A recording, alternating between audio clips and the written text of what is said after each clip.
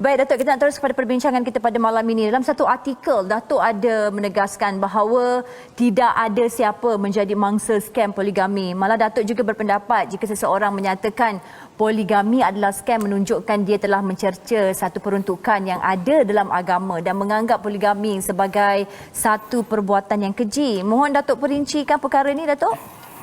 Okey, Assalamualaikum. Alhamdulillah, wassalatu wassalamu ala Rasulillah.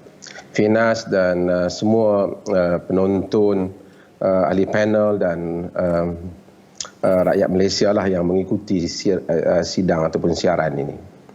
Pertama, kita kena jelas bahawasanya poligami ataupun ta'addud ini adalah sesuatu yang dibenarkan oleh syarak. Ya. Ini dahulu. Untuk membolehkan poligami itu dibenarkan oleh syarak, sah di sisi perkahwinan, sama sahaja dengan perkahwinan yang lain. Ada wali, ada saksi, ada lelaki dan perempuan, ada akad, maka sah perkahwinan. Yeah. Yang selain daripada itu merupakan urus masalah pentadbiran dan urus takbir yang di bawah urus takbir ataupun kita panggil siasah syariah.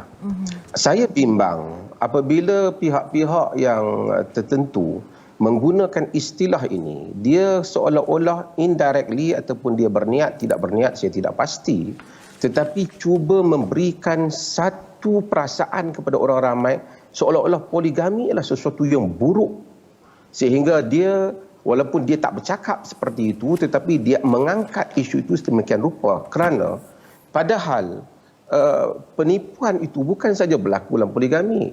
Orang menipu dokumen.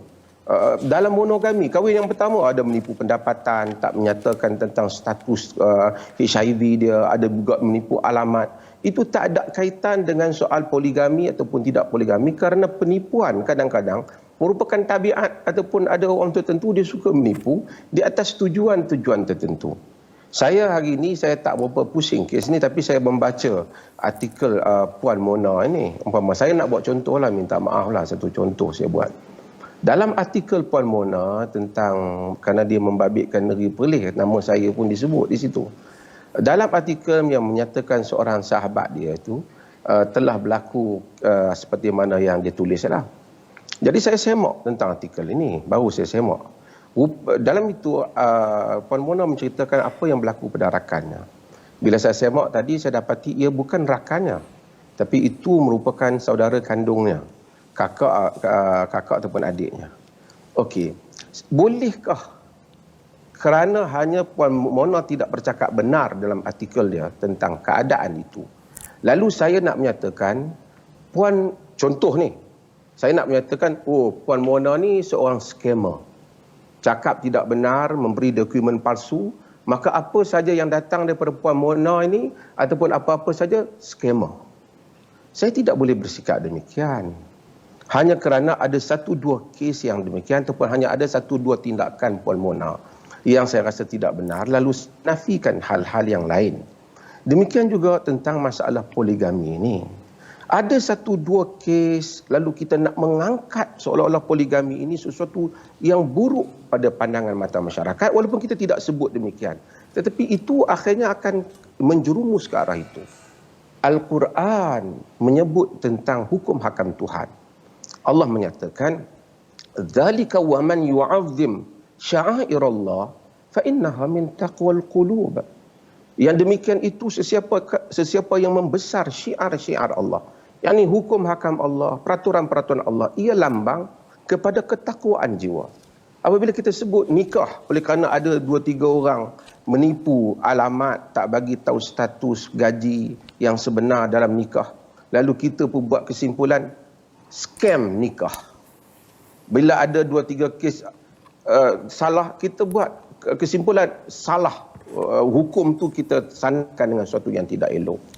Saya nak menyebut hatta pada zaman Nabi SAW ada orang yang tipu. Macam saya sebut tadi, orang tak tipu. Tadi saya sebut contoh tipu dokumen. Ada orang tipu dalam artikel, ada orang tipu dalam penggunaan tertentu. Petipu ini bukan kerana poligami, tapi tabiat orang itu. Tabiat dia yang salah.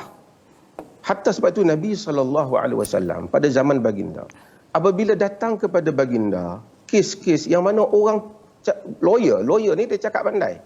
Dia lain benda yang betul ni, lain maklumat yang kerana kefasihan dia, hatta Nabi SAW hukum berdasarkan kefasihan dia.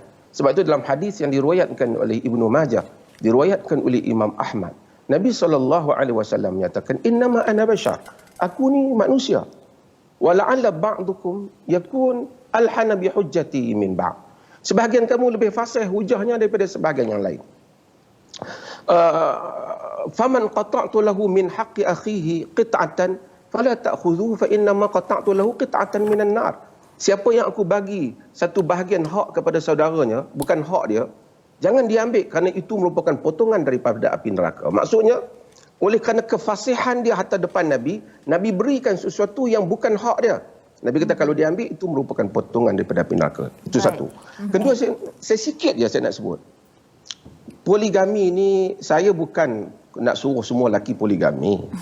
Tetapi saya duka cita jika sekiranya orang yang cuba menunaikan perkara yang halal itu, kita momokkan dengan cara yang begitu buruk, disebabkan kes-kes tertentu yang bukan ketidakcukupan itu memang tak wajar, tapi ia bukan ketidakcukupan hukum syarak, tapi ia ketidakcukupan urus takbir dan pentadbiran. Ya. Itu kita nak kena jelas di situ. Ya. Baik.